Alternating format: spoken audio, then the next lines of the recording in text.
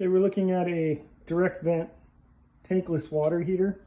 Some of the things we're looking at here is we're wanting to check the BTUs to make sure that this gas line here is large enough to meet the BTU requirements for this actual unit. We're also wanting to check to make sure that this drip leg is installed, as well as this here, which is called a temperature pressure relief valve.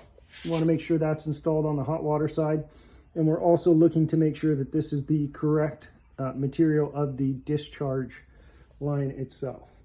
With this, it is a direct vent unit, so that means it pulls its combustion air from the exterior as well as vents its gases to the exterior, all through this here.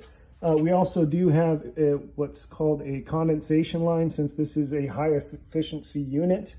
Most times, if this was a longer run than it currently is, would require that a condensation line be installed here, as well as a neutralizing filter, because the condensation that it does create is very acidic and can be toxic to animals.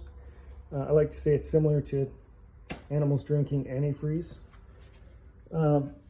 As well as we're checking the temperature to see what it's set at here, so that when we're running water fixtures inside, we can verify that it's within the margin of error.